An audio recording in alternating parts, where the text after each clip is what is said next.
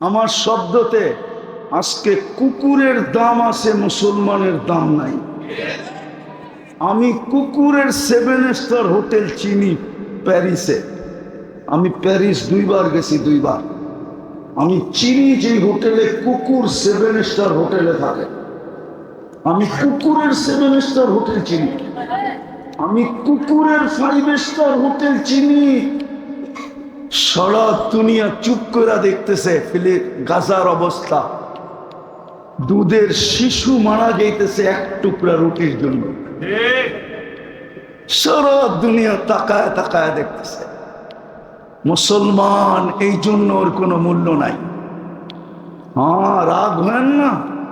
আমার সুশীল সমাজ, আর আমার সুশীল সমাজ, আমার বুদ্ধিজীবী সমাজ, আমার শিক্ষিত সমাজ, আমার ধনাঢ্য সমাজ, আমি জানি ওদের সমাজের আমার সমাজে দাম আছে, আমি মানি।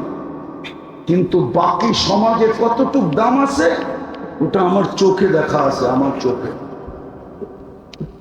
রাগ হয় না, নেটে কথা চলে যাবে।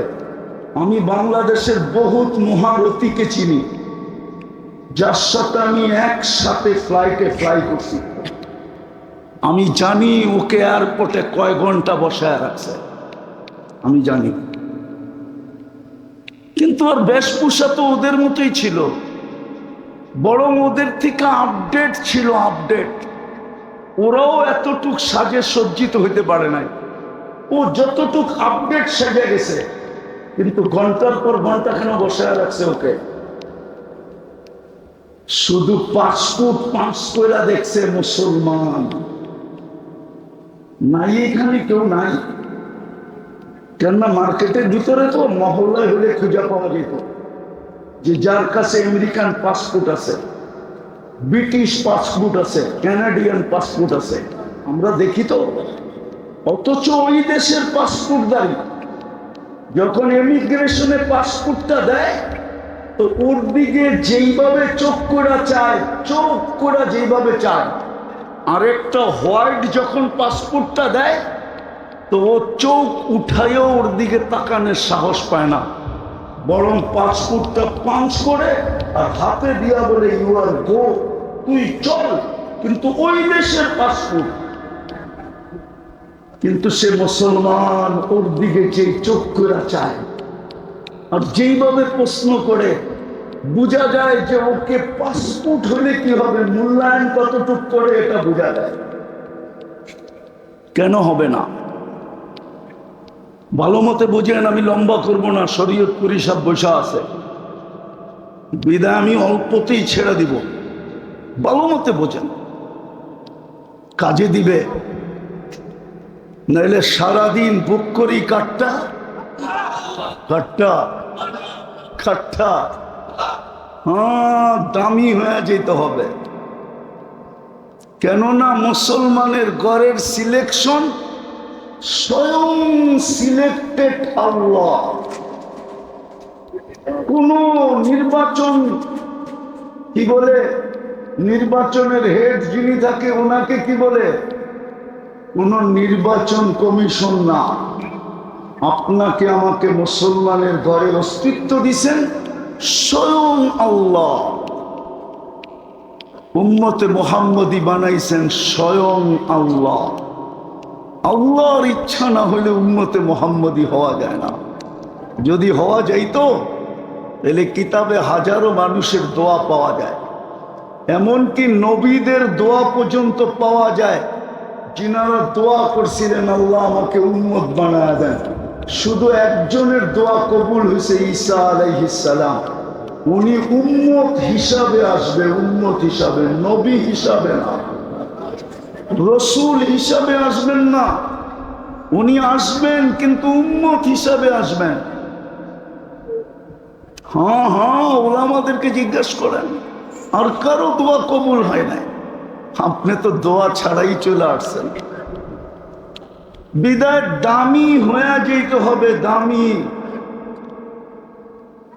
এই জন্যই আপনার পিছনে বাজেট, সরকারও বাজেট করে দেশের জন্য, আল্লাহ আপনার আমার জন্য বাজেট করছেন, বাজেট। সরকারের বাজেট আর কয় টাকা? আপনার আমার পিছনে ডেইলি প্রযুক্তি দিয়ে মিলাইলে আমি 2-4টা দেখাই, একটা তো দেখাইলাম পানি।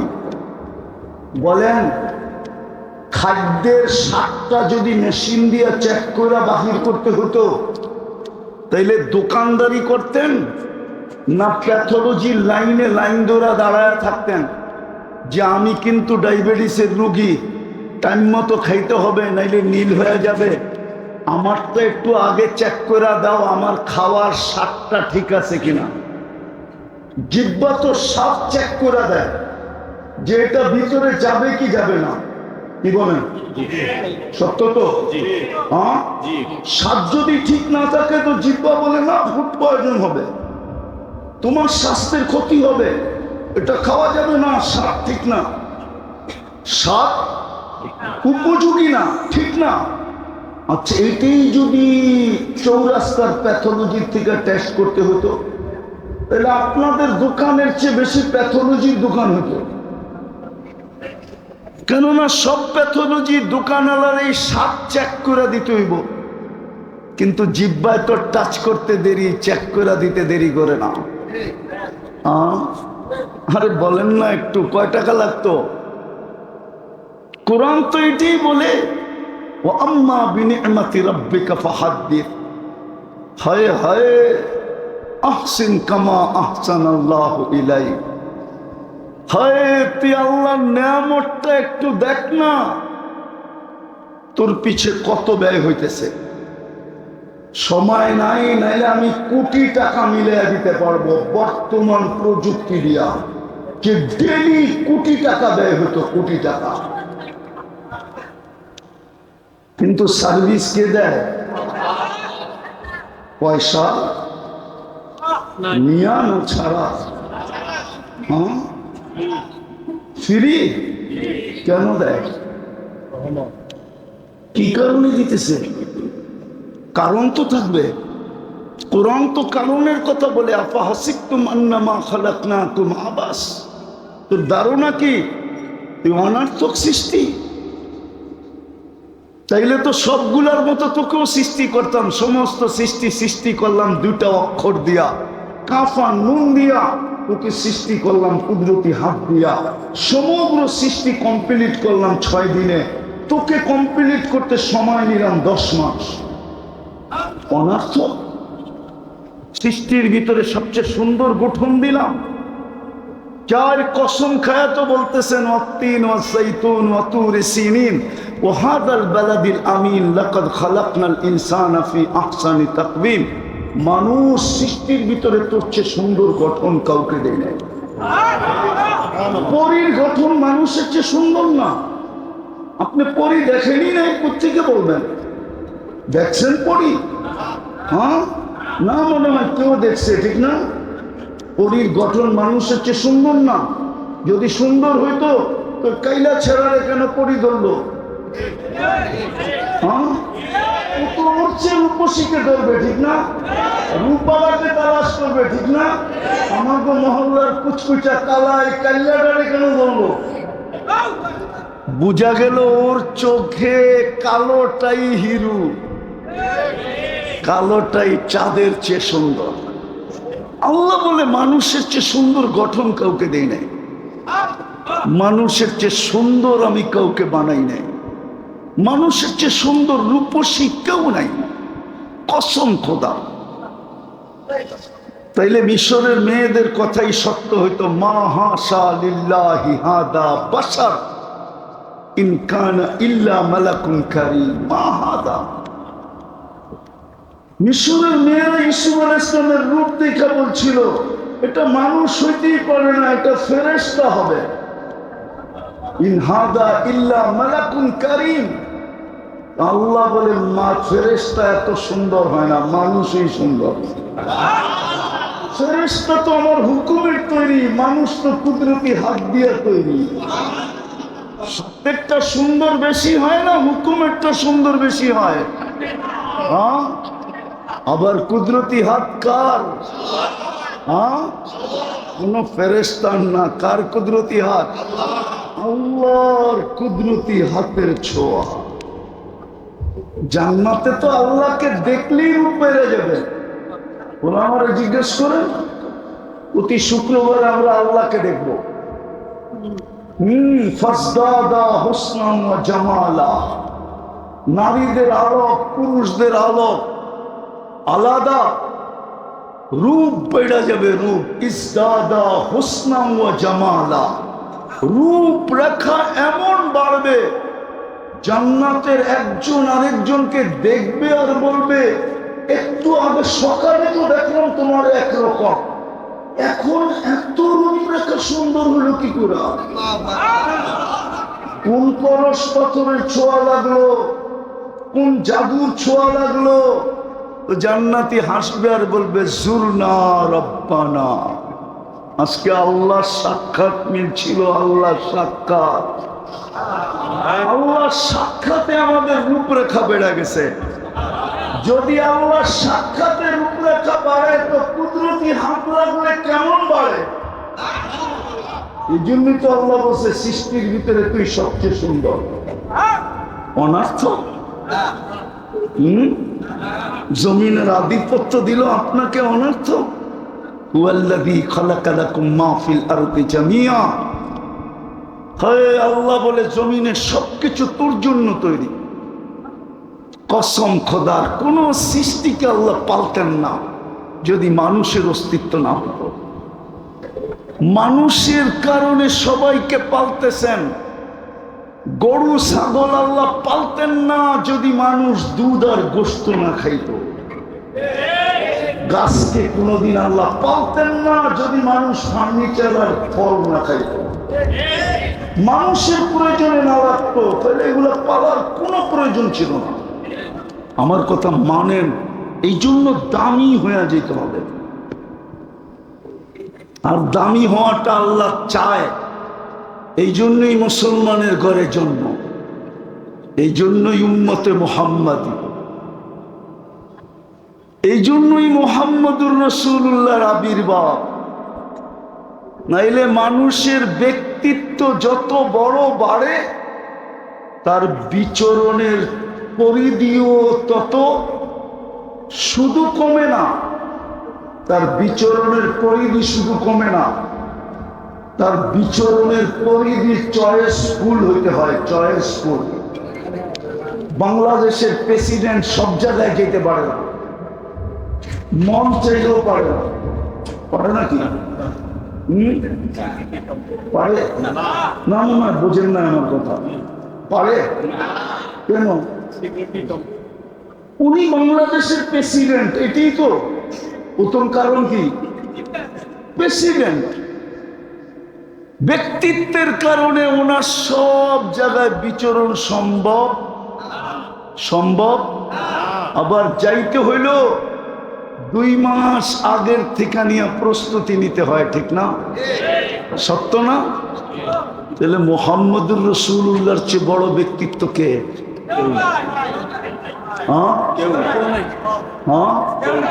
উনি জমিনে আসলেন কেন? উনার চেয়ে বড় ব্যক্তিত্ব তো নেই। উনি কেন জমিনে আসলেন? উলামা তো লিখছে আল্লাহর পরে যার স্থান। আবার কেউ ভুল ব্যাখ্যা করেন না। যেমন আল্লাহর কোন দ্বিতীয় সত্য তো, এরকম বন্ধুরও কোনো দ্বিতীয় আল্লাহরও দ্বিতীয় নাই, বন্ধুরও এটা কলেমা দিয়েই বোঝা যায়। লা ইলাহা ইল্লাল্লাহ, এটার ভিতরে কোনো নুকতা আলা হরফ নাই। মুহাম্মদুর রাসূলুল্লাহ, এইখানেও কোনো নুকতা আলা হরফ নাই। লা ইলাহা ইল্লাল্লাহ 12 অক্ষর, মুহাম্মদুর রাসূলুল্লাহ 12 অক্ষর। উনি কেন জমিনে আসবে? যার বিচরণ ওইখানে, যেখানে নূরীদের সর্দার ফেরেশতা নূরের তৈরি, জিবরিল নূরীদের সর্দার, ফেরেশতাদের সর্দার, মেরাজের রাত্রে সিদরাতুল মুনতাহা পর্যন্ত পৌঁছে আল্লাহর রসুলকে বলতেছে আগে যান, আর আগের জগৎটা পুরাটাই নূর আর নূর। কি কি আরে বলেন না কি? জিবরিল আলাইহিস সালাম বলতেছে আমি, বলছে আগে যাবেন না, বলছে অনুমতি নাই। অনুমতি অনুমতি অনুমতি নূরীদের সর্দার পর্যন্ত ফেল, অনুমতি নেই। আবার আরেকটা কথাও বলছেন, আমার শরীরে শক্তিও নাই, ওইখানে যাওয়া যাবে না। কে যাবে? আপনি, যিনি চাইতে চাইতে চাইতে চাইতে আরশের নিচ পর্যন্ত গেছেন। ওইখান থেকে আল্লাহ বলছে আরশের উপরে আসেন। তারপরে আসছে দানা দানা দানা দানা দানা সুম্মা দানা সুম্মা ফাকাবা কাউসাইনি আও আদনা। নৈকট্য লাভ করতে করতে করতে করতে কাবা কাউসাইনি আও আদনা, যার পরে আর নৈকট্যের কোনো সীমারেখা নাই, ওই সীমারেখা পর্যন্ত যিনি পৌঁছে গেলেন, উনি জমিনে আসবে কেন? আমাকে যুক্তি দিয়ে বুঝান, কেন আসে? উনি কেন জমিনে আসবে? এত বড় ব্যক্তিত্ব এই পচা দুনিয়ায় কেন জমিনে আসবে? এটাই বুঝাইতে চাইতেছিলাম। আল্লাহ করুক বুঝে আসুক। আজকে তওবা করে উঠি, তাইলে কাজে দিবে, তাইলেই সিরাত কনফারেন্স কাজে লাগবে, তাইলে মুহাম্মদুর রাসূলুল্লাহর চোখের পানি কাজে লাগবে। আজকে আল্লাহ আমাদের উপরে নারাজ নারাজ। ওলামা বসা আছে এখানে, আর গাজীপুর হলো ওলামাদের ডিপু। কি ডিপু বুঝেন? ডিপু কি? হ্যাঁ, ফ্যাক্টরি, যেরকম কারখানা, ওলামারও কারখানা। বরং এটা বললে কোনো ভুল হবে না। আপনারা যদি গাজীপুরের আলেমদের থেকে কাউকে আলেম বলে স্বীকৃতি পান, তাইলে হয়তো সে আলেম হবে। আর যদি দেখেন গাজীপুরের থেকে কেউ কারো বিরুদ্ধে লেখছে, তাহলে মনে করবেন ও আলেমের খাতায় নাই। এত বড় বড় আলেম এখানে। যেটা বুঝাইতে চাইছিলাম, আল্লাহর ঘরের উপরে 360টা মূর্তি। কয়টা? ওই কাবার উপরে, ঠিক না? আল্লাহ কিচ্ছু বলে না। আল্লাহর ঘরের তোয়াফ উলঙ্গ, কিচ্ছু বলে না। ওই চত্বরে বৈশাখ 360-এর পূজা করতেছে, কিচ্ছু বলে নাই। খালি বন্ধুকে তাব্বান লাকা বলতে দেরি। তাব্বান লাকা মনে হয় বুঝাইতে পারি না। তাব্বান লাকা বলতে দেরি। আবু লাহাব শুধু এই শব্দটা বলছিল, তাব্বান লাকা সাইরাল ইয়াউম। তাব্বান লাকা বলতে দেরি, আল্লাহ সাথে সাথে জিবরিল আলাইহিস সালামকে পাঠায়া সূরা তাব্বাত ইয়াদা দিতে দেরি করেন না। আল্লাহ কিয়ামত পর্যন্ত বুঝাইছে, আমার বিরোধিতা আমি মাইনা নিব, আমার নাফরমানিও মাইনা নিব, কিন্তু আমার বন্ধুরটা মানব না। আমার বন্ধুর বিরোধিতা মানব না। আল্লাহ আপডেটটা মাইনা নিবেন কেন? বলবে আমাকে তো চোখে দেখা যায় না, এই জন্য হয়তো মাইনা নিব। আমাকে তো ধ্যান ধারণায় আনা যায় না, এই জন্য হয়তো মাইনা নিব। আমাকে তো বর্ণনা দিয়ে শেষ করা যায় না। লা তারাকাল উয়ুন ওয়ালা তুখালিতুকাদ দুনুন ওয়ালা ইয়াসিফুকাল ওয়াসিফুন। কোন সাহাবী বলছিল, আল্লাহ তোকে তো চোখে দেখা যায় না, ওয়ালা তুখালিতুকাদ দুনুন, তোমাকে তো ধ্যান ধারণায় আনা যায় না, ওয়ালা ইয়াসিফুকাল ওয়াসিফুন, তোমাকে তো বর্ণনা দিয়ে শেষ করা যায় না। তুমি তো শুধু আল্লাহ না, তুমি তো রহমান, তুমি তো রহিম, তুমি তো মালিক, তুমি তো কুদ্দুস, তুমি তো সালাম, তুমি তো মুমিন, তুমি তো মুহাইমিন, তুমি তো আজিজ, তুমি তো জব্বার, তুমি তো মুতাকাব্বিরুল খালিকুল বারিউল মুসাব্বিরুল গফফারুল কহ্হারুল ওয়াহ্হাবুর রাজ্জাকুল ফাত্তাহুল আলিমুল কাবিদুল বাসিতুল খাফিদুর রাফিউল মুইজ্জুল মুদিল্লুস সামিউল বাসীরুল হাকামুল আদলুল লতীফুল খবীরুল হালিমুল আযীমুল গফুরুশ শাকুরুল আলিয়ুল কবীরুল হাফিজুল মুকিতুল হাসিবুল জলিলুল করিমুর রকিবুল মুজিবুল ওয়াসি আল হাকিমুল ওয়াদুদুল মজিদুল বাঈতুশ শহীদুল হকুল ওয়াকিলুল কবিয়ুল মতিনুল আলিয়ুল হামিদুল الموصي المبدي المعيد المخي المميت الحي القيوم الواجد الماجد الواحد الأحد الصمد القادر المقتدر المقدم المؤخر الأول والآخر الظاهر والباطن الوالي المتوالي البر التواب المنتقم العفو الرؤوف مالك الملك ذا الجلال والإكرام المقسط والجامي والغني والمغني المانع الضار النافع النور الهادي البديع والباقي الوارث والرشيد الصبور جل جلاله তুমি তো 99 পদের মালিক। আল্লাহ বলে মাইনা নিলাম, এই জন্যই তো আমি রাগ হই না, কিন্তু আমার বন্ধুর বিরুদ্ধে গেলে আমি ছাড়বো না না না